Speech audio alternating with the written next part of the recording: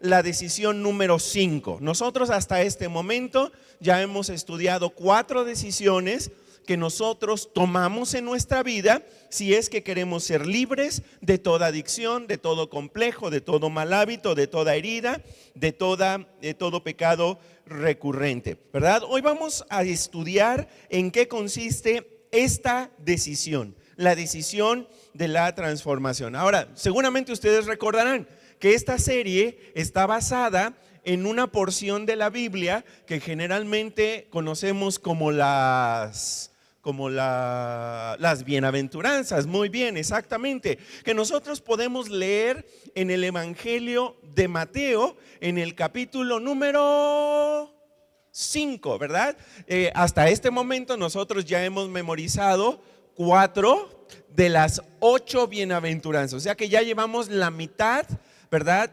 Memorizadas, y la idea es que las memoricemos todas, y también muy importante que ayudemos a nuestros niños, a nuestros adolescentes a memorizar cada una de estas bienaventuranzas, ¿ok?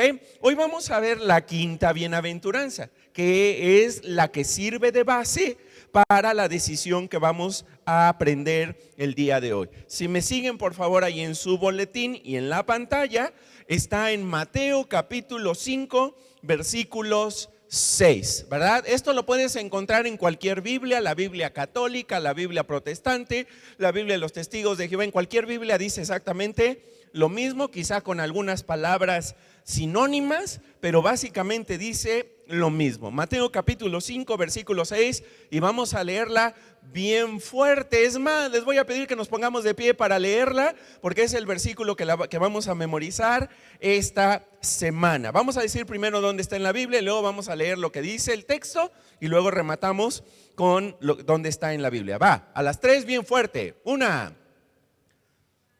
No, hasta que diga 3, espérenme, la impaciencia, ¿verdad? A ver, va, otra vez. 1, 2, 3. Afortunados los... perdón, ya me equivoqué, ya la regué yo. Perdón, una disculpa, fui yo. Ok, otra vez. 1, 2, 3. Mateo 5, 6. Afortunados los que tienen hambre y sed de justicia, porque quedarán completamente satisfechos por Dios. Mateo 5, 6. Otra vez. Mateo 5, 6. Afortunados los que tienen hambre y sed de justicia, porque quedarán completamente satisfechos por Dios. Mateo 5, 6. Muy bien, ahora sí, ya se pueden sentar. Ok, levante la mano el que va a memorizar este versículo esta semana. Muy bien, levante la mano el que levantó la mano pero ni se lo va a memorizar. Nada más la levantó para quedar bien con los que están aquí en el auditorio. Muy bien, gracias. Ok, apréndansela de memoria y asegúrate que tus hijos, niños, adolescentes la aprendan. Ok, fíjate lo que dice este versículo. Dice que son muy felices, que son muy afortunados, que son muy bienaventurados aquellas personas que tienen 2 cosas, que tienen hambre y tienen sed. ¿Sí? Ahora, seguramente, ahora que hizo mucho calor aquí en San Luis Potosí, nosotros nos dio mucha sed y andábamos tome y tome agua, ¿verdad? Andábamos tome y tome estas bebidas hidratantes, que no voy a decir la marca, ¿verdad? Y algunos incluso, ¿verdad? Se nos antojaba una coca helada, ¿verdad? Porque teníamos mucha sed. Ok, y también está la otra situación, que es la que a veces nos da los domingos a esta hora, ¿verdad? Porque no alcanzamos a desayunar bien y entonces nos empieza a dar mucha hambre. Ok, todos hemos experimentado sed y hambre. Ok, y está a esa hambre y esa sed a la que me estoy refiriendo ahorita es el hambre física, ¿verdad? Que tienes muchas ganas de comer algo o de beber algo. Ok, pero no es el única hambre o sed que hay. Ok, también hay hambre y sed emocional. Y hay personas que, por ejemplo, se sienten muy solas y tienen una gran necesidad de establecer amistad con gente y tienen hambre y sed emocional. También hay hambre y sed sexual. ¿verdad? Y hay aquellas personas, ¿verdad?, que tienen mucha necesidad, ¿sí?, de descargar, ¿verdad?, tener una descarga sexual, ¿ok? Y también, obviamente, hay un hambre y una sed espiritual, ¿ok? ¿De cuál clase de hambre y sed estará hablando este versículo? Porque ahí dice, hambre y sed de justicia. ¿Y qué es eso? Justicia tiene que ver con lo justo, lo correcto, lo recto. ¿Ok? Entonces, ¿qué es lo que está diciendo Jesús en este versículo? Que aquellas personas que, perdón, que tenemos mucha hambre y mucha sed por lo correcto, por lo bueno, no por lo destructivo, no por lo dañino, sino por lo correcto, lo justo, lo que es bueno para nosotros, dice este versículo, esas personas van a quedar completamente satisfechas. Y alguien se va a encargar de que queden completamente satisfechas. ¿Quién va a satisfacer esas personas? Según este versículo, Dios. Te voy a pedir que subrayes hambre y sed. Hambre y sed. ¿Ok? Son muy felices aquellas personas que tienen hambre, que tienen sed espiritual, tienen hambre y sed, tienen una desesperación, tienen una gran necesidad por lo correcto, lo bueno, lo recto. Y hay una promesa: esas personas serán completamente satisfechas por Dios. Subraya completamente satisfechas. ¿Sí? Completamente satisfechas. ¿Sí estamos de acuerdo? Ahora, a todos nosotros nos ha pasado que de pronto en nuestra trayectoria, en nuestra vida cristiana, empezamos, ¿verdad? Al principio tenemos mucha hambre por ejemplo, conocer la palabra de Dios. Pero luego también nos podemos enfermar espiritualmente y empezamos a perder el apetito espiritual y ya no leemos, ya no tenemos ganas de leer. ¿Sí? Llega un momento en el que estamos tan hambrientos y sedientos de su palabra que no me pierdo conferencia, no me pierdo estudio bíblico, no me pierdo la reunión. Pero luego también nos enfermamos espiritualmente y perdemos el apetito. ¿Sí? Es más, incluso podemos llegar a estar en una conferencia como esta, ¿sí? Y nuestra mente está pajareando en otra cosa porque no tiene hambre y sed, ¿verdad? Espiritual. ¿Sí estamos de acuerdo? Pero aquí dice, son felices aquellos que sí tienen hambre y tienen sed espiritual, porque Dios los va a satisfacer completamente. Hoy vamos justamente a hablar acerca de esto, del hambre y la sed espiritual. Y vamos a utilizar o vamos a revisar la historia de un personaje de la Biblia que es uno de los más importantes, ¿verdad? Para que a través de la historia de este personaje bíblico nosotros podamos averiguar qué significa tener sed y hambre de justicia. ¿Qué significa tener hambre y sed espiritual? Y eso nos va a ayudar también a entender la decisión de hoy, la decisión de la transformación. Ese personaje del que vamos a hablar es Jacob. ¿Cómo se llama? Jacob. ¿Ok? Jacob es sumamente importante en la Biblia y para el pueblo de Israel y para nosotros también que somos seguidores de Jesús, que somos cristianos, porque Jacob lo consideramos uno de los tres huastecos, de los tres caballeros, no, de los tres patriarcas, ¿sí? Uno de los tres padres del pueblo de Israel. El primero fue su abuelo, que se llamaba Abraham y que se casó con una mujer llamada Sara, ¿verdad? Abraham había crecido, se había asentado en una ciudad llamada ¿cómo se llamaba? Ur, ¿verdad? De los caldeos, y Dios le dijo: quiero que salgas de aquí, y él fue obediente, salió y le dijo a Abraham: tú vas a ser padre de multitudes, tú vas a tener muchísimos descendientes, más, ¿verdad?, de las estrellas que puedes ver en el cielo, de la arena que hay en el mar. ¿Ok? Acuérdense que el problema fue de que Dios le hace esa promesa, pero Abraham y su esposa Sara no tenían hijos y no tenían hijos y no tenían hijos, y pasaba el tiempo hasta que finalmente Dios habla, ¿verdad?, con Abraham y con Sara, ¿sí? Y le dice que iban a tener un hijo cuando él tenía 100 años y ella tenía 90. ¿Sí estamos de acuerdo?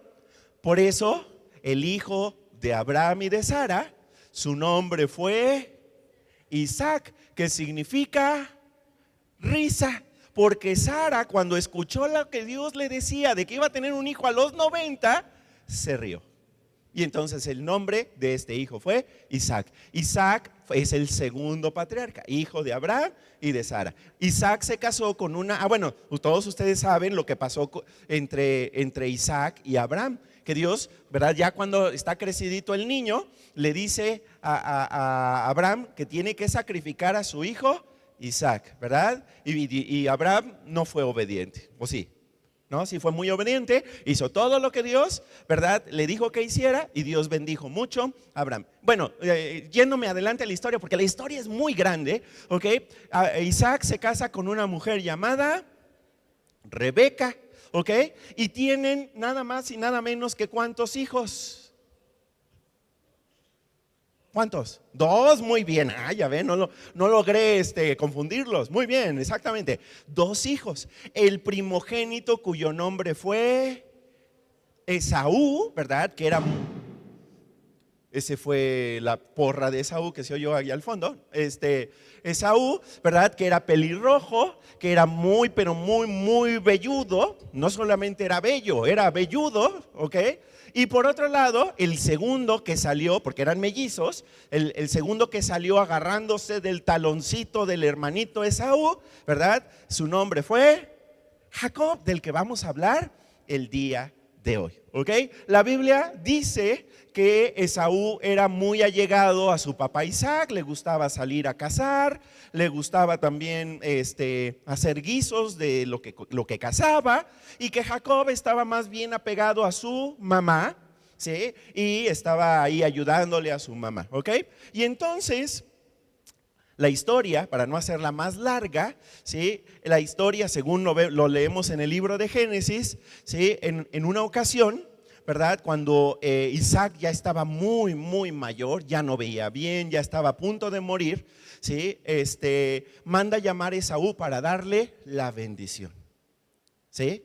Pero cuando Rebeca escucha esto, dice, no, la bendición debe ser para mi hijo Jacob, y entonces lo disfraza, ¿sí? Y prepara, ¿verdad?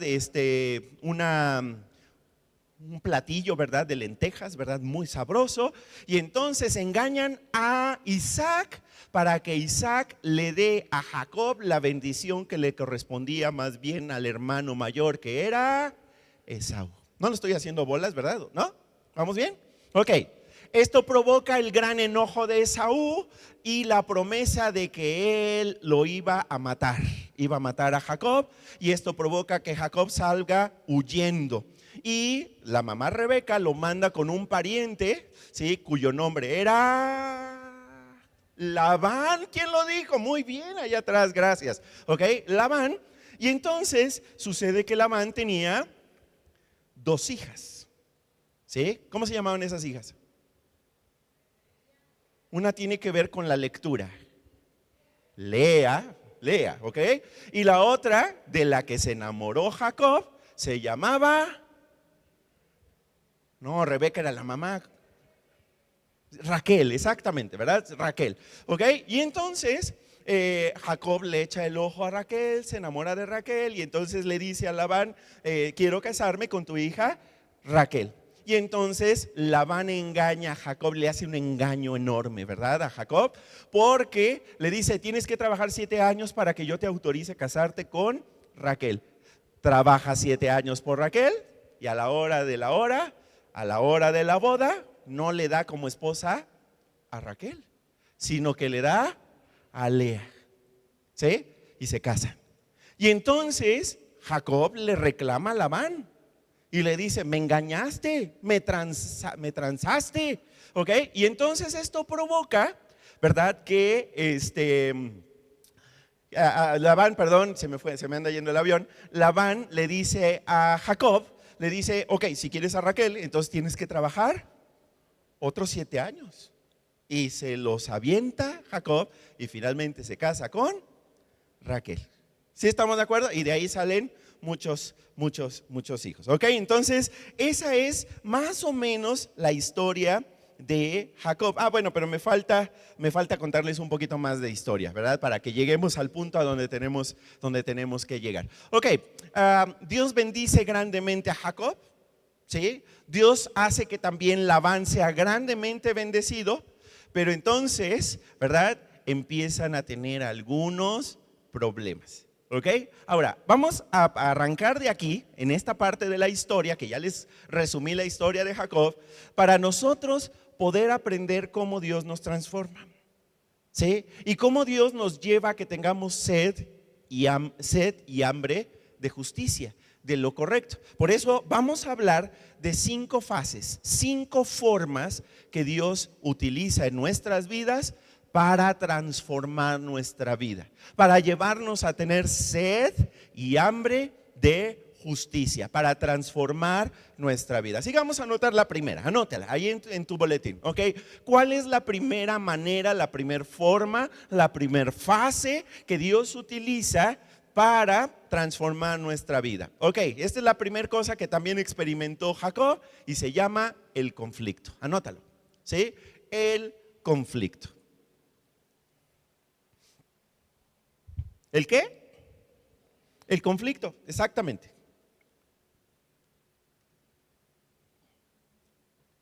Ahora, mi pregunta es, ¿tú has tenido alguna vez conflicto con alguien?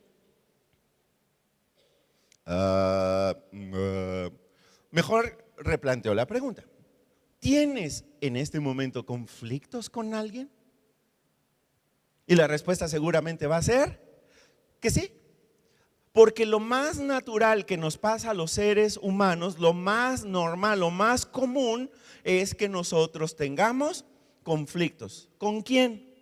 Pues con medio mundo, ¿verdad? Conflictos en el matrimonio, conflictos con los padres, conflictos con los hijos, conflictos con los vecinos, conflictos con los del trabajo, conflictos con los maestros, conflictos con los compañeros de la escuela, conflictos entre conductores en las calles, conflictos armados entre países, conflictos entre grupos religiosos, conflictos entre partidos políticos. El conflicto es parte como integral de la vida humana, ¿sí? Pero ¿sabes qué? Dios puede intencionalmente permitir algunos conflictos en nuestra vida para trabajar en nuestra mente y en nuestro corazón. Ahora, hay personas que generalmente buscamos sacarle la vuelta a los conflictos o evitar los conflictos de alguna manera. Pero hay algunas otras personas que no, ¿verdad? Aprovechamos cada oportunidad que se nos presenta delante de nuestras narices para meternos en pleitos, en luchas, en batallas, porque somos muy, pero muy conflictivos. A veces somos conflictivos por nuestro mismo temperamento. A veces somos conflictivos porque tenemos una gran necesidad de llamar la atención de la gente, y a veces mediante el conflicto logramos tener la atención de los demás. Si tú estás experimentando algún tipo de conflicto en tu vida en este momento, tú estás experimentando la fase 1, que es la misma fase que experimentó Jacob. Jacob siempre tuvo pleito, ¿sí? Desde que nació, desde el momento de su nacimiento, comenzó el pleito con su hermano Esaú, ¿verdad? La Biblia dice, ¿verdad?, que su mamá, ¿verdad?, sentía como que había ahí alguna pelea, alguna batalla, ¿verdad? Y esto provocó que incluso cuando nacen, insisto, el primero que nace es Esaú, pero ¿quién sale agarrándole el piecito? Jacob, ¿verdad? Como jalándolo para él querer salir primero. Y esto se vio a lo largo de su vida. Y esto provocó incluso que Jacob le ganara el derecho de la primogenitura y la bendición a su hermano Esaú. Y esto provocó que se pelearan al grado de que Saúl le dijo: te voy a perseguir y te voy a matar y te voy a encontrar. Jacob vivía el conflicto todo el tiempo. todos los días. Estaba de pleito, estaba, ¿verdad?, en guerra con su hermano. Y lo que hacía Jacob era, ¿verdad?, huir de los conflictos. Conflicto con su hermano, con su padre, con sus esposas, con su suegro. Ahora, vamos a enfocarnos en un conflicto específico que tuvo con su suegro Labán. Vamos a ver el siguiente versículo, Génesis capítulo 31, versículos 1 y 2. ¿Lo tienen? Vamos a leerlo juntos. Lo va a aparecer en la pantalla y lo tienen en su boletín. Vamos a leerlo. Dice así: un día Jacob escuchó a los hijos de Labán hablando, o sea, sus cuñados, ¿sí? Medios cuñados o cuñados enteros, pero eran sus cuñados, ¿ok? Estaban hablando y los escuchó. ¿Qué estaban diciendo? Vamos a leer qué estaban diciendo. Ellos dijeron: Jacob se apoderó de todo lo que pertenecía a nuestro papá. Se ha convertido en un hombre rico por medio de las cosas de nuestro papá. ¿Qué estaba sucediendo ya con los hijos de Labán? Pues ya traían pleito con Jacob, ¿sí? Se ha enriquecido a costa nuestra, ¿verdad? Se está quedando con nuestras cosas. Eso no puede seguir siendo. ¿Ok? Seguimos leyendo. Luego se dio cuenta de que el mismísimo Labán, ya no sus hijos, Labán, ya no se portaba con él como antes, ¿sí? No sé qué habrá notado Jacob. Seguramente lo saludaba y a lo mejor Labán le decía y se iba. No sé exactamente qué pasaba, pero algo notó, un cambio en el comportamiento de su suegro Labán. Estaban celosos, le tenían envidia, ¿sí? Y su suegro empezó, ¿verdad?, a tratarlo ya, ¿verdad?, distinto. Y entonces esto provoca que Jacob decida irse calladamente, sin que nadie lo note. No más que había un problema. ¿Cómo le hace un hombre que ya tiene esposas, no una, tiene varias esposas, tiene varios hijos, tiene nietos, tiene ovejas, tiene camellos, tiene burros, tiene sirvientes, tiene una cantidad impresionante? A ver, que se salga calladitos todos en la noche, pues no, todos se iban a dar cuenta. Entonces, ¿verdad?, esta idea que tiene Jacob de me voy a ir calladamente, pues no, realmente no se podía hacer, ¿ok? Y esto acentuó más el conflicto, porque esto provocó que Labán fuera y le reclamara que estaba huyendo, ¿sí? Y, ¿verdad?, por otro lado, Jacob sabe, bueno, por un lado, ¿verdad?, viene Labán, ¿verdad?, con todos sus siervos persiguiendo a Jacob, y por otro lado, Jacob se está acercando a la tierra donde probablemente vive su hermano Esaú, que fue el que prometió matarlo. Conflicto, conflicto y más conflicto, ¿sí? Ok, entonces Jacob sabe que se está acercando a la tierra donde vive Esaú, ¿verdad?, con el cual tiene un pleito grande sin resolver. Y entonces Jacob siempre estaba como pensando, ¿cómo le haré para resolver esta situación? ¿Cómo le haré? ¿Sí? Y siempre como que tenía, voy a hacer esto, voy a hacer aquello. Tenía como una obsesión por querer controlar y manipular las circunstancias. ¿Conoces a alguien así? Si no conoces a nadie, eres tú. Porque así somos. Somos como Jacob. Estamos nada más pensando, uy, voy a hacer esto, voy a hacer aquello, voy a acomodar esto, voy a moverle aquí, voy a moverle allá, voy a hacer esto para agradar, para salir y todo esto. Ok, así era Jacob. Y la Biblia dice que Jacob dijo, ok, pues ya nos estamos acercando a la tierra donde está Esaú, ¿qué voy a hacer para resolver este problema? Y entonces le ocurrió esta gran idea: voy a mandar a un grupo de mis siervos por adelantado con muchos regalos para que se encuentren con Esaú. De esa manera, ¿verdad?, como lo leímos hace un ratito en Génesis capítulo, ¿qué fue? Génesis capítulo ¿qué? ¿30 qué? 32, ¿sí? Nosotros lo leímos ya hace un ratito. Como seguramente te fijaste, ¿verdad?, la mentalidad de Jacob era: le va a llegar un regalo, luego le va a llegar otro, luego le va a llegar otro, y nomás yo no voy a aparecer porque va a aparecer otro regalo. Y él pensaba, voy a lograr esto para bajarle el enojo a mi hermano Esaú. ¿sí? Controlador, manipulador, ¿verdad? De las situaciones. Vamos a ver lo que dice Génesis capítulo 32, versículos 6 y 7, ¿ok? Vamos a ver qué pasó. Dice, cuando los mensajeros regresaron, los mensajeros son los que llevaron los regalos y que le llevaron el mensaje de Esaú se quiere encontrar contigo y quiere, ¿verdad?, arreglar las cosas. Ok, cuando los mensajeros regresaron le dijeron a Jacob, fuimos a hablar con su hermano Esaú y ahora viene al encuentro de usted, ¿acompañado de qué? ¿Viene solo? No, no viene solo. Viene acompañado de ¿cuántas personas? De 400 hombres. Ahora, ¿esto qué provocó en Jacob? ¿Le dio gusto? ¿Se puso contento? No, miren lo que dice a continuación. Jacob sintió mucho miedo. No, no sintió miedo, sintió mucho miedo. Subraya eso, mucho miedo. ¿Qué sintió? Mucho miedo. Y se puso muy angustiado. Subraya donde dice muy angustiado. Y entonces, ¿qué hizo? Otra vez empezó. ¿Qué haré? ¿Qué haré? ¿Cómo le haré? ¿Qué acomodaré ahora? ¿Cómo haré para salir de esta, verdad? Y entonces fíjate lo que se le ocurrió. Por eso dividió en dos grupos a la gente que lo acompañaba y lo mismo hizo con las ovejas, las vacas y los camellos. ¿Por qué los dividió en dos grupos? Porque pensó, si Esaú viene y nos da cuello, bueno, va a matar a un grupo, pero el otro grupo va a poder escapar. ¿Se fijas? Todo lo estaba tratando de resolver, todo. ¿Ok?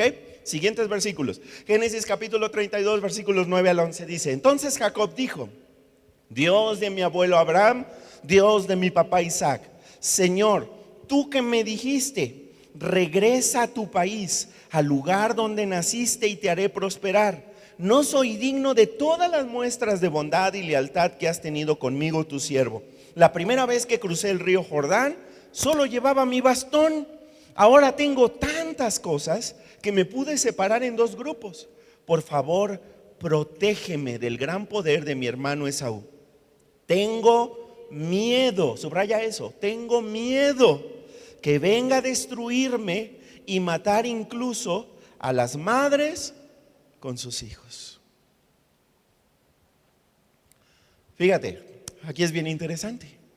Porque después de estar tratando de mover piezas y tratando de hacer planes y estrategias, finalmente Jacob dice, estoy perdido. No tengo soluciones. No sé si esto dé resultado. Tengo que pedir ayuda. Reconozco que estoy metido en un lío. Reconozco que esto ya es un caos. ¿Sí? Nos va a ir como en feria. Nos van a hacer pedazos. Yo ya acomodé, yo ya traté de hacer. Dios, ayuda. Y esto tiene que ver con lo que nosotros aprendimos hace varios domingos.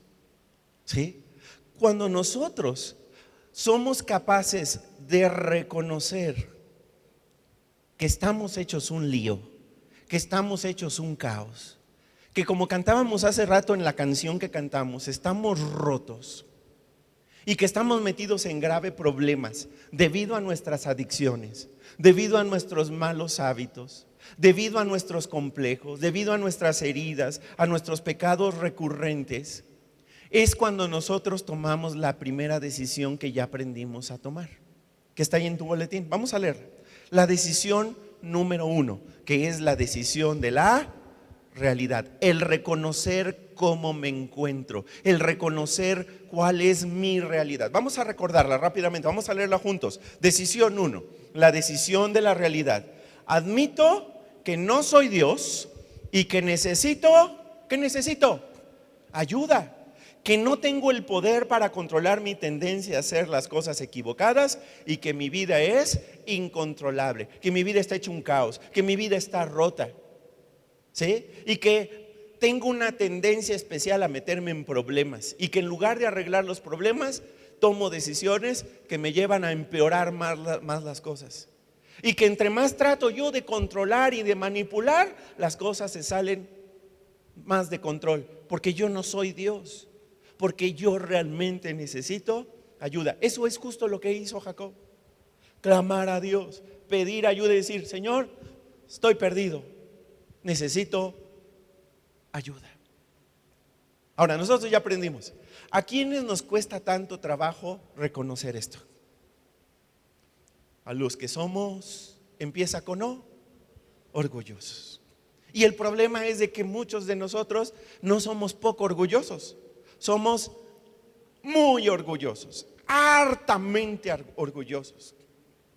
Y entonces nos cuesta mucho trabajo el poder decir: ayuda, ayuda, por favor, necesito ayuda. No nos gusta reconocer que tenemos un problema. Vamos a recordar la bienaventuranza que aprendimos para la edición número 1. Mateo 5:3 dice: afortunados los que reconocen su necesidad espiritual, su bancarrota espiritual, porque el reino de Dios les pertenece.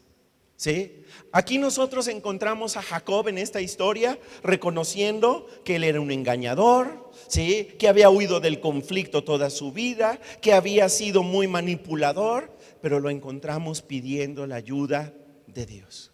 Ahora, déjame hacerte una pregunta. ¿Qué cosas te cuesta trabajo reconocer en tu vida que están mal? Y que tú mismo te autoengañas. Yo mismo me autoengaño diciendo: no creo que sea tan malo. No creo que esta adicción que tengo sea tan grave. No creo que sea tan serio. ¿Cuántos de nosotros nos cuesta trabajo reconocer que hemos fallado, que hemos fracasado en nuestra relación matrimonial, en nuestro ministerio, como papás, en el trabajo, en la iglesia, en la escuela, etcétera? ¿Sí? Ahora, acuérdate, Esaú se viene acercando con 400 hombres. Jacob manda a toda la familia y al ganado al otro lado del río, que curiosamente el río se llamaba Jaboc. Sí, se parece, ¿no? Jacob, Jaboc, ¿verdad? Cruzan el río Jaboc y ahora Jacob se encuentra del lado, ¿verdad?, del río solillo, solo, porque ya los mandó a esos dos grupos, los mandó del otro lado del río. Y pasa algo bien curioso, porque en el capítulo 32, después de todo esto, la Biblia empieza relatando que Jacob estaba solo y que de pronto apareció un hombre. ¿Un qué? Un hombre, una persona. ¿Sí?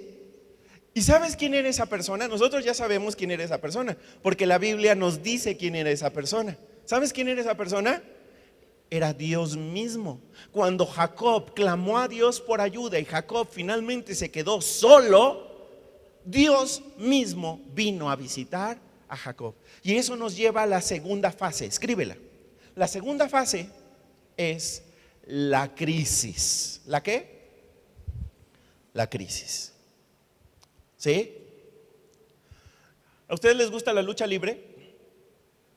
El WWE. ¿Sí? Ok, bueno, a mí no, ¿verdad? Pero esto que va a vivir Jacob es mejor que la lucha libre, mejor que la WWE, mejor. ¿Sí? Porque va a empezar una batalla, una lucha entre dos personas. Por un lado, en esta esquina, Jacob, y en la otra, el mismísimo Dios creador del cielo y de la tierra, que es sumamente poderoso. ¿Sí? Y entonces es donde finalmente Jacob se encuentra en un estado crítico, en crisis. ¿Sí? Su crisis es que ahora está Jacob delante de Dios empezando una lucha mano a mano. No solamente estaba peleado ahora con el suegro, no solamente estaba peleado con el hermano Esaú, ahora estaba peleando con Dios mismo. Mire el versículo, Génesis capítulo 32, versículos 23 al 25. Dice de la siguiente manera: después de que los hizo atravesar el río, o sea, la familia, mandó también con ellos todas sus posesiones, siervos, camellos, borregos, todo lo que tenía. Jacob se quedó, ¿cómo se quedó? Solo. Y entonces un hombre luchó con él hasta el amanecer. Cuando el hombre se dio cuenta de que no podía derrotar a Jacob, o sea, no se dejaba, y no se dejaba, lo golpeó en la unión de la pierna con la cadera, y esa parte se le dislocó. ¿Sí? Qué historia tan extraña, ¿no les parece? O sea, de pronto Jacob lucha con Dios y la Biblia dice que Jacob no se dejaba, y entonces Dios hace una maniobra, ¿verdad?, que solo Dios podía hacer, y le disloca la cadera. Ahora, ¿qué podemos aprender de esto? Fíjate bien, podemos aprender muchas cosas. Primero, nuestro más grande conflicto no es con mi cónyuge. Bueno, en el caso, por ejemplo, de Jacob, su más grande conflicto no era con Labán, no era con Esaú. Su más grande conflicto lo tenía con Dios. Con quien realmente estaba de pleito, era con Dios. Y nosotros podemos aprender lo mismo. ¿Sí? Mi lucha realmente no es con una adicción, mi lucha realmente no es con mi cónyuge, mi lucha real realmente no es con mi familia, no es con mi jefe. Mi lucha realmente es que tengo un pleito con Dios. Tengo un pleito con el creador del cielo y de la tierra. Ahora, la decisión que toma Jacob al estar delante de Dios es luchar contra Dios. Decide estar cara a cara con Jacob. Ahora, déjame decirte algo también sumamente importante. Dios prefiere 1000 veces tenerte cara a cara luchando con Él, a que tú tomes, ¿verdad?, la salida de decir, ay, nos vemos, Dios. ¿Sí?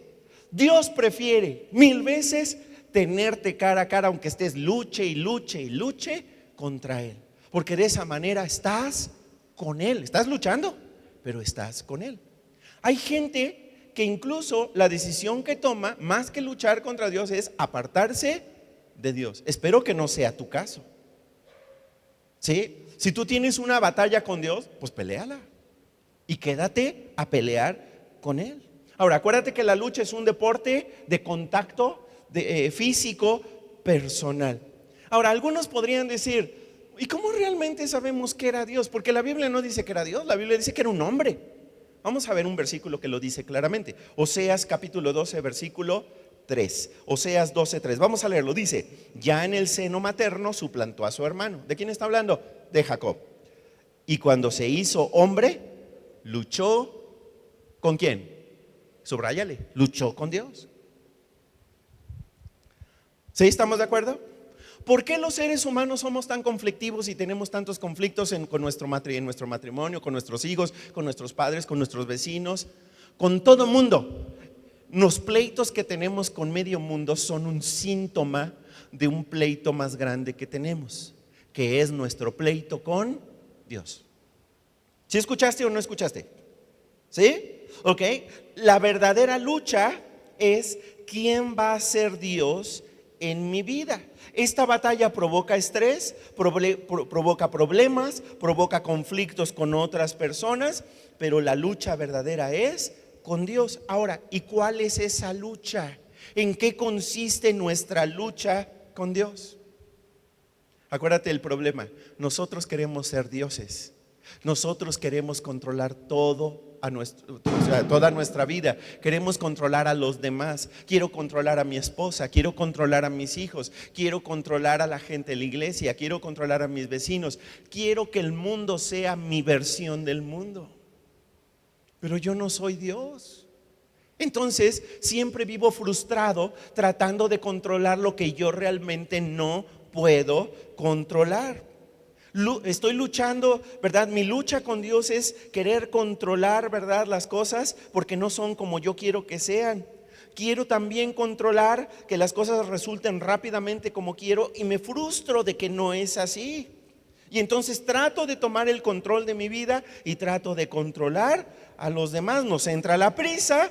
Terminamos así tomando decisiones equivocadas, terminamos, ¿verdad?, en el trabajo equivocado, en la carrera equivocada, casándome con la persona incorrecta, ¿verdad? Y tengo que pensar más bien en el problema que estoy enfrentando. ¿Sí?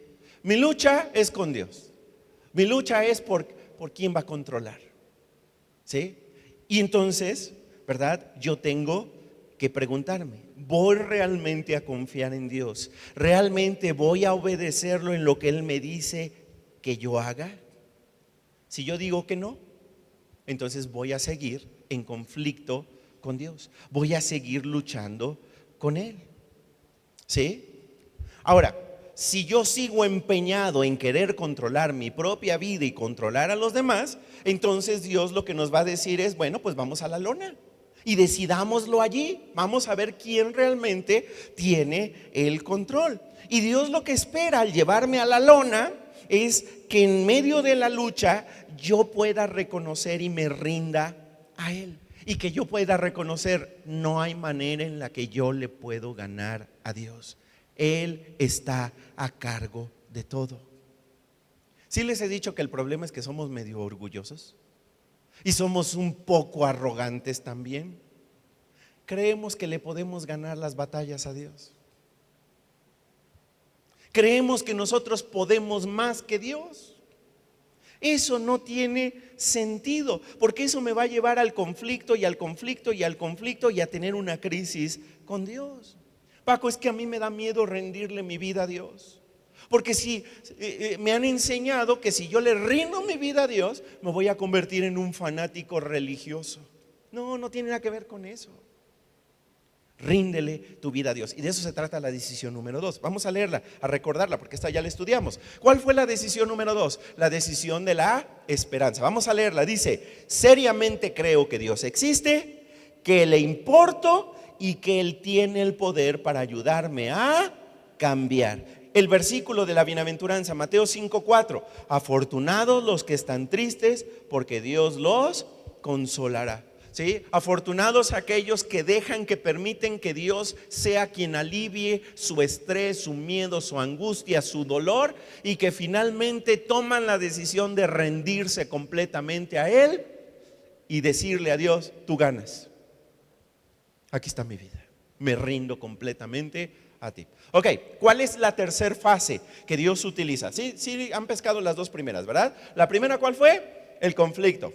Número 2 es la crisis. Número 3, el compromiso. Anótalo por favor. El compromiso es la tercera fase que Dios utiliza en mi vida para transformarme. ¿Qué significa el compromiso? Pues que yo me comprometa, y que me comprometa con Dios a dejar que Él haga los cambios que Él quiere hacer en mi vida, a que Él haga las transformaciones, las mejoras que Él quiere para mí. ¿Sí? En otras palabras, es cuando yo le digo a Dios: voy a seguir tu plan, ya no voy a seguir mi propio plan, voy a seguir tu plan, porque sé que dentro de tu plan tú realmente me puedes ayudar a mejorar. Lo que necesito es la bendición tuya en mi vida. Necesito que tú me bendigas. Vamos a ver lo que pasó en esta lucha que Jacob tuvo con Dios. Génesis 32:26. ¿Lo tienen? Vamos a leerlo. Léanlo fuerte. Dice: luego el hombre le dijo. Acuérdate que este hombre, ¿quién es? Es Dios. Luego el hombre le dijo: déjame ir, que ya está amaneciendo. ¿Ok? En este momento, ¿quién va ganando? ¿Quién está ganando la pelea? Ninguno de los dos, están empates. ¿Ok? Pero Jacob dijo: no te dejaré ir a menos que me des tu bendición. ¿Sí? Acuérdate, Dios tuvo que dislocarle la cadera para que finalmente ya Jacob ya no pudiera, pero aún así no lo deja ir. No deja que Dios se vaya. Y le dice claramente: yo no te voy a dejar que te vayas a menos de que tú me des tu bendición. Jacob estaba comprometido, tenía, ¿verdad?, algo bien claro en su mente, ¿verdad? Voy a hacer todo lo que tenga que hacer para lograr la bendición de Dios en mi vida. Y esto tiene que ver con la decisión 3 que ya estudiamos. Vamos a leerla. Decisión número 3. Vamos a leerla. Dice: la decisión del compromiso. Conscientemente decido comprometer toda mi vida y voluntad al cuidado y control de Cristo. Y el versículo, la bienaventuranza, Mateo 5:5, vamos a leerlo. Dice: bienaventurados los mansos, porque ellos recibirán la tierra por heredad. ¿Sí? Ahora, fíjate bien, ninguna adicción va a cambiar, no vas a poder dejar ninguna adicción, no vas a poder dejar ningún mal hábito, no vas a poder, ¿verdad?, dejar tus complejos a menos de que llegues al punto número 3. A menos de que a menos de que tomes la decisión de que Dios sea el que te bendiga, a menos de que tú te comprometas conscientemente, ¿verdad?, que comprometas toda tu vida y toda tu voluntad al cuidado y control de Jesús. ¿Sí? Ahora, a ver, vamos a recordar algo. ¿Con quién estaba luchando Jacob? ¿Con quién? Con Dios. Ok. Mi pregunta es, ¿Dios podía haberlo derrotado en el primer segundo? Sí, es Dios. Es más, podría haberlo desaparecido y que nadie más recordara a Jacob, y no pasaba absolutamente nada porque era Dios. ¿Sí? ¿Por qué Dios permitió esta lucha? ¿Y por qué Dios permitió que Jacob batallara y luchara y luchara y luchara y luchara? Porque esta lucha, dice la Biblia, que luchó prácticamente toda la noche y la madrugada. ¿Sí? ¿Por qué Dios permitió esta lucha si podía derrotar inmediatamente a Jacob? Bueno, se parece mucho a las preguntas que luego nosotros andamos haciendo. ¿Por qué Dios no contesta inmediatamente mis oraciones? ¿Por qué no lo hace? A nosotros nos gustaría que nosotros le pidiéramos algo a Dios y que la oración fuera contestada en ese preciso momento. ¿Por qué no lo hace? ¿Por qué nos deja sin respuesta y nos deja, verdad, que sigamos batallando un rato sin obtener la respuesta?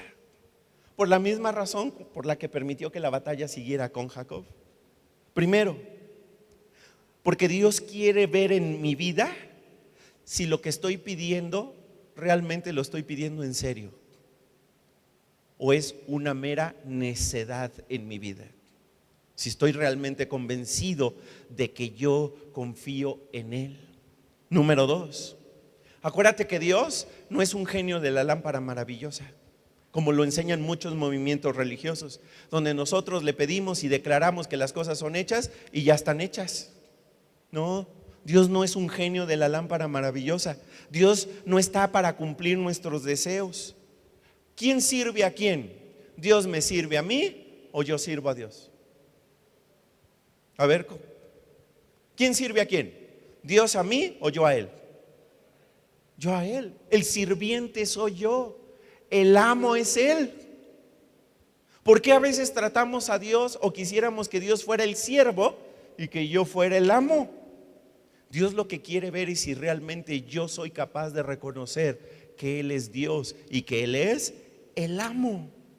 A veces cuando nosotros le pedimos cosas a Dios, nuestras peticiones son sumamente egoístas y pedimos para que Él cumpla nuestros deseos y nuestras necesidades y nuestros planes. Pero es que le he pedido mucho tiempo que me ayude a dejar esta adicción. Acuérdate, nos tomó años meternos en problemas, nos tomó años meternos en este caos. Dios va a permitir también que sea mediante un proceso, mediante tiempo, salir del problema. Porque así como he tomado muchas decisiones destructivas, Él quiere que yo comience a tomar buenas decisiones. A veces, ¿verdad?, cuando personas me piden orar por situaciones, ¿verdad?, la gente se desespera e incluso reclaman: es que oraste y Dios no me sanó, es que oraste y Dios no me ayudó. Bueno, es que no es cuando yo quiera. Insisto, el amo es Él.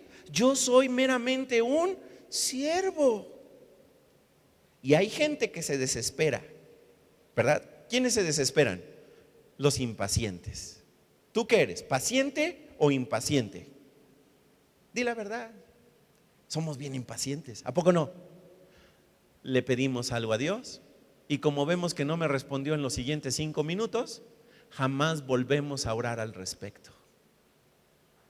Dios quiere que nosotros seamos persistentes en nuestra oración, ¿sí? Como Jacob, que lleguemos al amanecer. que sigamos en el proceso. Sanar nuestra vida es un proceso, no es un evento que sucede en un toque milagroso. Vean el siguiente versículo, Romanos capítulo 6, versículo 13, dice de la siguiente manera, léanlo conmigo: no utilice ninguna parte de su cuerpo para pecar, ni para hacer cosas malas. ¿Sí? ¿De qué está hablando ahí? De nuestro cuerpo. ¿Sí? ¿Y qué dice ahí acerca de nuestro cuerpo? Que yo no puedo usar mi cuerpo como a mí se me dé mi regalada gana, ¿o sí? Porque hoy la cultura en la que vivimos, ¿qué te dice? ¿Es tu cuerpo? Haz con tu cuerpo lo que se te antoje. Este versículo dice exactamente lo contrario. No podemos utilizar nuestro cuerpo para cosas dañinas, para pecar, ni para hacer cosas destructivas, cosas malas. ¿Sí? Mejor pónganse al servicio de Dios, como personas que han muerto y han resucitado. Él es el amo, yo soy el siervo. Mejor me pongo a su servicio, ¿ok? Y luego fíjate lo que dice: ofrezcan todo su cuerpo. Subraya eso: ofrezcan todo su cuerpo. No dice ofrezcan toda su vida, dice ofrezcan todo su cuerpo. Está hablando del cuerpo. ¿A quién le voy a ofrecer mi cuerpo? A Dios, como un medio, como un instrumento. ¿Para qué? Para hacer el bien, para hacer lo correcto. ¿Sí? Sed y hambre de lo correcto. ¿Sí estamos de acuerdo? Que no te engañen. Si alguien tú escuchas que dice tú haz con tu cuerpo lo que tú quieras, que al cabo es tuyo, tenemos que decir la verdad. No, este cuerpo no es mío, este cuerpo le pertenece a Dios y yo no puedo hacer lo que yo quiera con mi cuerpo. Lo tengo que cuidar. Es más, lo tengo que ofrecer a Dios y tengo que usarlo solo para lo correcto. Eso incluye muchísimas cosas, mucho, desde dormir bien, comer bien, ¿verdad? Tomarte tu tratamiento médico, pero también implica cómo utilizo mi cuerpo. ¿Sí estamos de acuerdo? ¿Sí? ¿Vamos bien? Ok, vamos al cuarto punto, porque ya se me acabó el tiempo. Ok, número 4. La cuarta fase que Dios usa para transformar mi vida se llama la confesión. La confesión. ¿Qué es la confesión? Es lo que vimos la semana pasada. Es cuando yo reconozco, cuando yo admito, no solamente que tengo un problema, sino que admito que yo soy el problema. ¿Sí? Ahora, nosotros vivimos en una sociedad, en una cultura en la que nos han enseñado a que nosotros no asumamos responsabilidad de nuestras decisiones. Y hemos aprendido a que si, por ejemplo, alguien dice que yo estoy equivocado, inmediatamente nosotros, como un mecanismo de defensa, decimos: no, fue aquel, fue ella. Y entonces, en lugar de aceptar la responsabilidad del problema en el que me he metido, ¿a quién culpo? A mi esposa, culpo a mis hijos, culpo a mis padres, culpo a mis vecinos, culpo a mis amigos, culpo a mi jefe, culpo, ¿verdad?, a mis compañeros de trabajo, culpo, ¿verdad?, a mis compañeros de la escuela. Es más, incluso puedo llegar al extremo de culpar nada más y nada menos que al mismísimo Dios. Él es el responsable. Estoy así de mal por culpa de Dios, fue su culpa. Y no aceptamos nuestra responsabilidad. No reconocemos que de todos los problemas que tengo, yo soy el más grande problema que tengo, como sucedió con Jacob. Mira el versículo, Génesis capítulo 32, versículo 27. El hombre le preguntó, ¿quién está hablando con quién otra vez recordando? Dios le está preguntando a Jacob: ¿cómo te llamas? Qué pregunta, ¿no? ¿Cómo te llamas? Pues si es Dios. ¿A poco no sabía? ¿No sabía con quién estaba? Claro que lo sabía. Cuando Dios pregunta, acuérdate que cuando Dios pregunta es Dios. Y Dios todo lo sabe. Cuando Dios pregunta no es porque no sepa, porque Él todo lo sabe.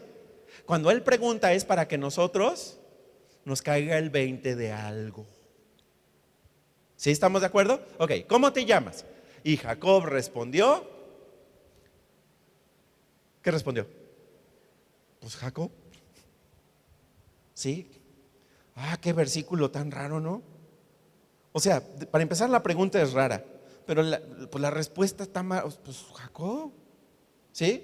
Ahora, fíjate bien, siempre que Dios te pregunte algo es para tu beneficio, no es para que Él lo sepa, porque Él, insisto, ya lo sabe. ¿Qué de especial hay en este versículo? Es que fíjate bien, el nombre Jacob significa algo. ¿Sí? Hoy, por ejemplo, cuando un matrimonio va a tener un bebé, bueno, más bien cuando nace el bebé, luego preguntamos, ¿y cómo se va a llamar el niño? ¿Cómo le van a poner? ¿Sí? Y luego hubo una temporadita en la que todo el mundo le quería poner nombres raros a los niños. ¿Sí? ¿Están de acuerdo? No, yo le voy a poner, no sé, el nombre de una tienda, por ejemplo, ¿no? No, es que me gustan mucho las ofertas de la tienda y le ponían el nombre de la tienda y cosas así bien raras, ¿verdad? Pero a veces uno, ¿verdad? Como papá dice, ¿qué nombre le vamos a poner? Hay que poner un nombre bonito, un nombre que tenga un bonito, claro, un bonito significado. Ok, casi todos los nombres, si no es que todos los nombres de los personajes de la Biblia, su nombre significa algo que tiene que ver con ellos. Por ejemplo, Jesús. ¿Qué significa Jesús? Salvador. ¿Sí? Porque Jesús, ¿quién es? Nuestro Salvador. Cristo, ¿verdad? Que en realidad no es un nombre, ¿verdad? Pero es más bien un título, ¿verdad? Significa Mesías, o sea, ungido, el enviado especial. ¿Sí estamos de acuerdo? Abraham, padre de multitudes. Isaac, risa. Jacob, ¿qué significa Jacob? Anótenlo, ahí en su hoja viene. Jacob significa nada más y nada menos que algo muy negativo, suplantador, engañador, manipulador, tramposo. Ese fue el nombre que el papá le puso a su hijo, tramposo. ¿Por qué le pusieron así? Porque acuérdate que cuando nace, ¿qué estaba haciendo? Jalándole la patita al otro niño, ¿verdad? Para él salir primero y que no saliera el que salió primero. Y por eso le pusieron Jacob, el tramposillo. ¿Sí? Qué feo nombre, ¿verdad? Ahora, nuevamente, ese nombre se lo pusieron por algo que hizo, pero esa etiqueta de nombre se le quedó y se convirtió no solamente en su nombre, sino en su rasgo de carácter. Porque Jacob no solamente lo hizo cuando nació, lo hizo después. Fue tramposillo durante toda su vida. Fue engañador, fue controlador, fue manipulador. Ahora, fíjate bien.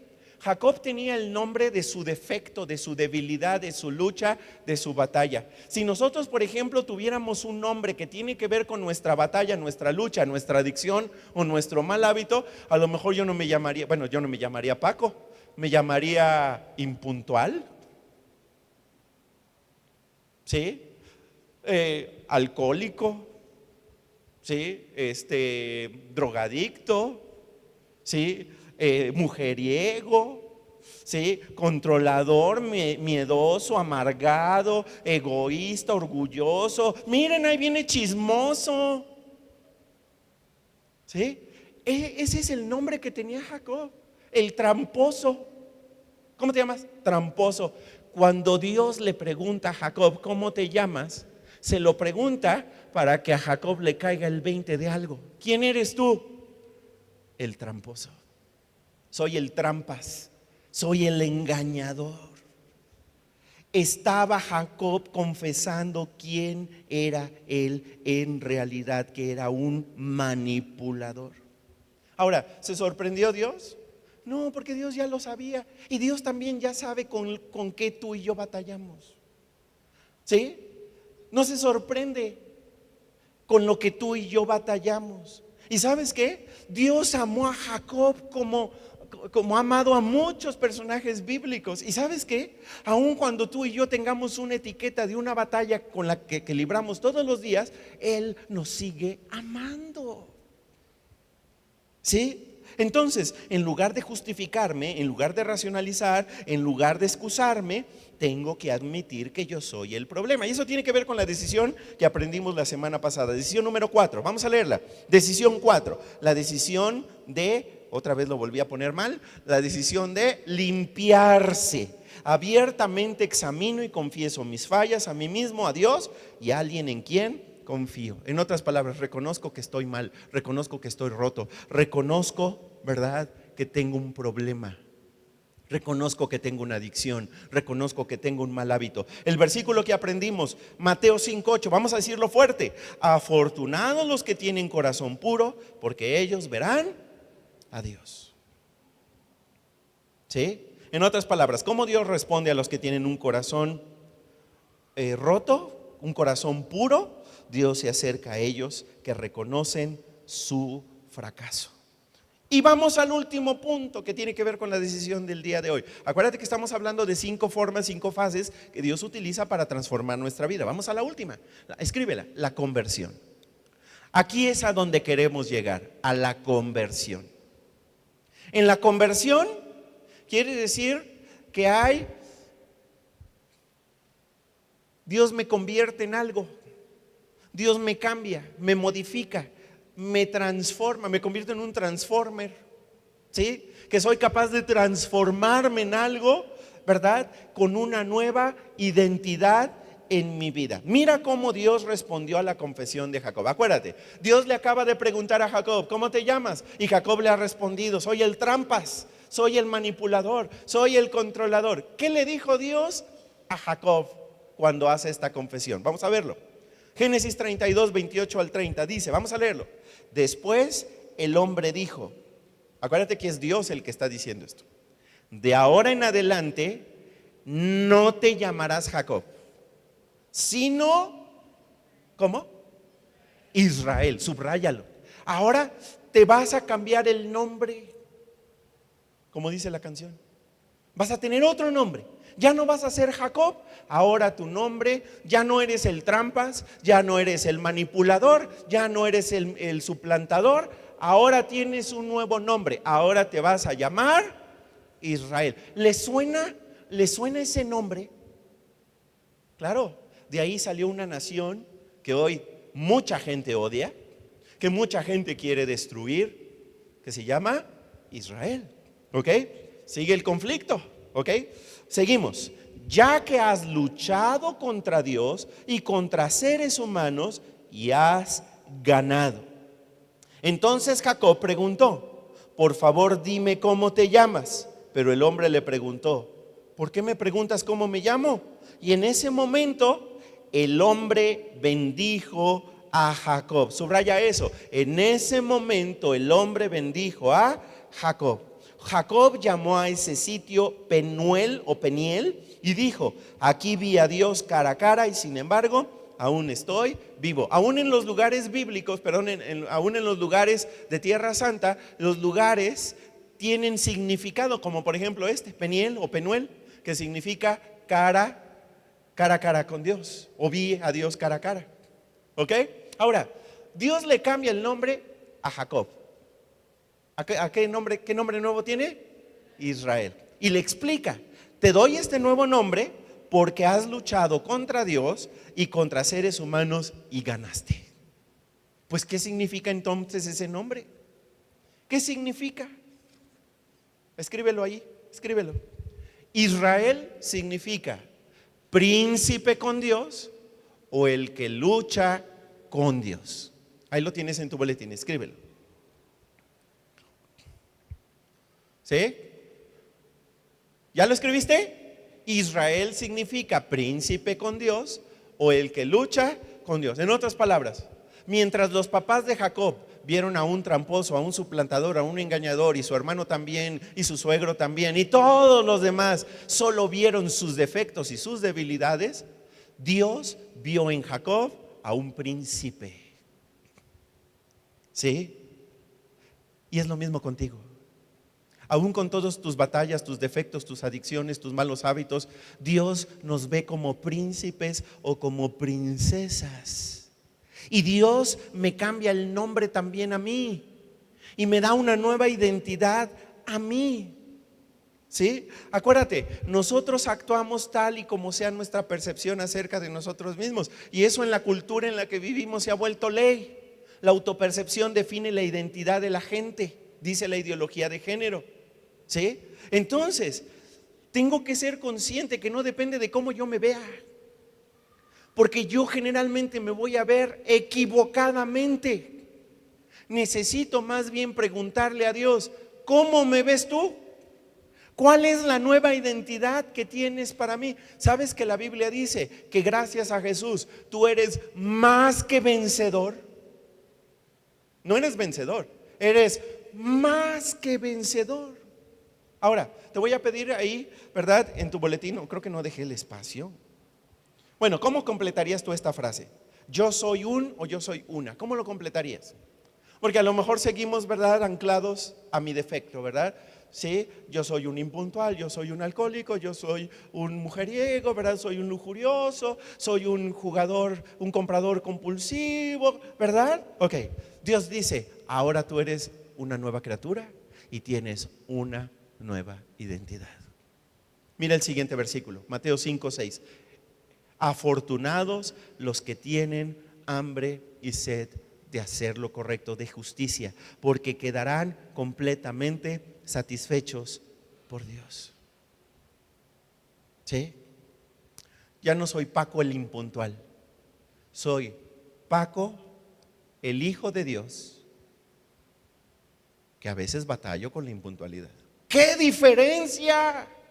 Es un mundo de diferencia, porque ahora mi identidad no está basada en mi defecto, sino en la relación que puedo tener con Dios, que Él me ofrece adoptarme como su hijo o su hija.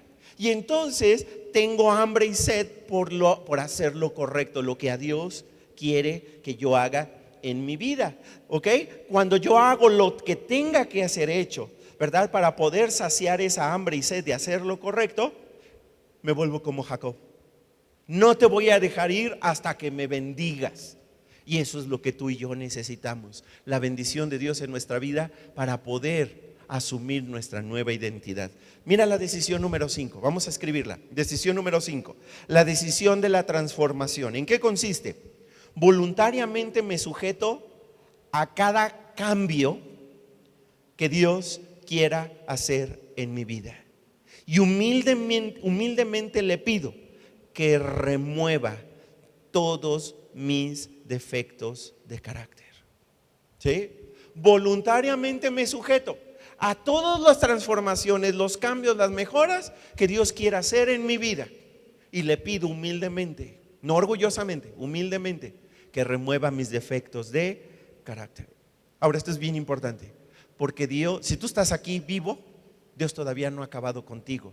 Dios todavía tiene planes de transformación para ti. Aún puedes mejorar. Dios todavía puede visualizar que tú puedes mejorar, porque es un proceso. Ahora, ¿cómo yo sé que ya llegué a este punto número 5? Al punto de la conversión. Vamos a ver lo que dice Génesis 32:31. Vamos a leerlo. Dice: Jacob estaba cojeando, subraya cojeando. ¿Qué estaba haciendo Jacob?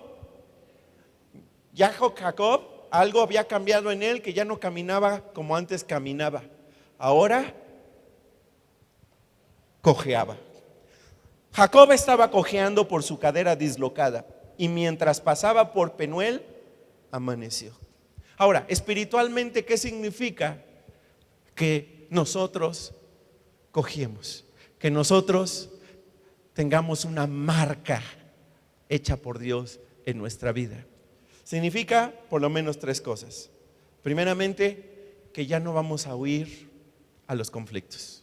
Especialmente, ya no vamos a huirle a Dios. En lugar de huir de Dios, vamos a correr hacia Dios. Número 2, Dios le dio a Jacob este recordatorio diario de que él tenía que confiar en Dios. Y tocó a Jacob en su más grande fortaleza, el músculo más fuerte, para que recordara confiar en Dios. Cuando Dios nos permite cojear espiritualmente, es para que nosotros recordemos diariamente: que nosotros no podemos confiar en nosotros mismos, sino que solo podemos confiar ¿en quién? En Dios. ¿Qué dicen las películas de Disney? Confía en ti mismo. No, eso es falso. Solo confío en Dios. Número 3, Jacob salió fortalecido y debilitado. Ya no podía caminar bien en sus propias fuerzas, porque ahora caminaba en las fuerzas de Dios. Escucha esto. Esto es bien importante que tú y yo lo escuchemos. ¿Estás listo para escucharlo?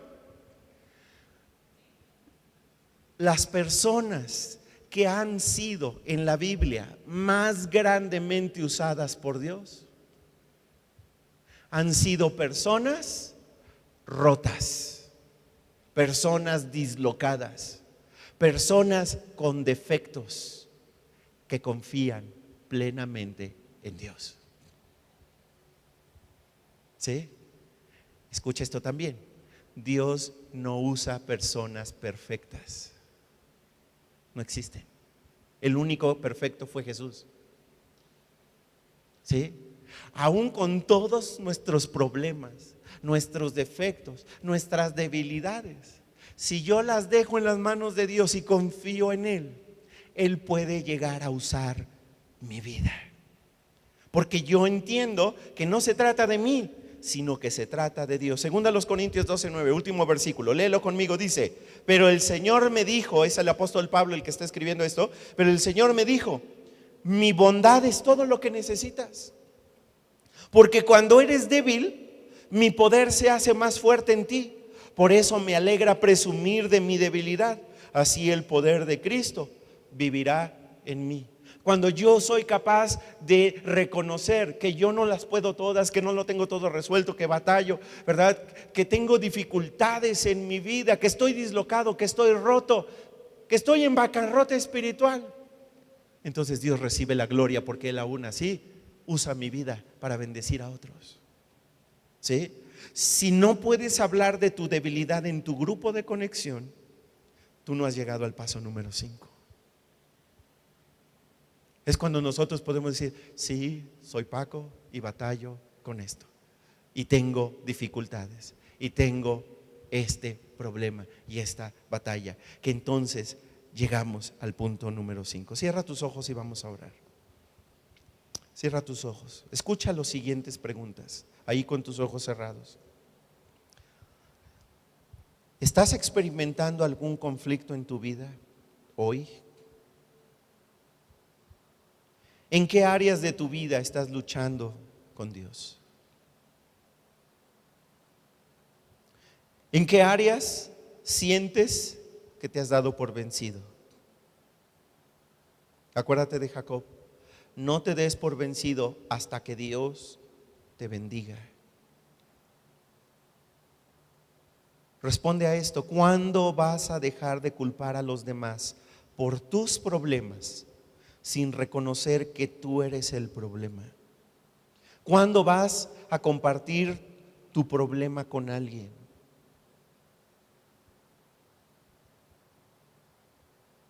¿Vas a dejar que Dios te dé una nueva identidad? Si tú quieres una nueva identidad, a pesar de tus malos hábitos, adicciones, complejos, heridas, etcétera, dile la siguiente oración a Dios. La puedes repetir en tu mente o con tu boca, o solo di: sí, estoy de acuerdo. Dile así: querido Dios, admito que me parezco mucho a Jacob. He estado peleando con las personas, pero sobre todo contigo. No me quiero quedar en estas peleas. Hoy me comprometo a ti completamente. Saco a la luz todos mis secretos. Admito que yo soy el problema. Y no solo lo admito a ti. Voy a hacer lo que tenga que hacer para compartirlo con alguien a quien le pueda rendir cuentas de mi problema. Si es necesario que cojee en mi vida, no importa, porque sé que me recordará diariamente a confiar en ti cada día de mi vida.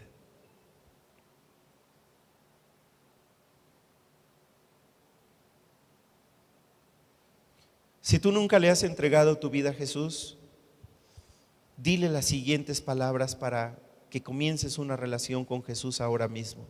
Dile así: Dios, me he alejado de ti. Mi pecado ha hecho mucho daño. ¿Podrías perdonarme? Te entrego mi vida. Sálvame y dirígeme de ahora en adelante. Quiero comprometer a ti mi vida. Sé mi Padre y adóptame como tu hijo. En el nombre de Jesús. Amén.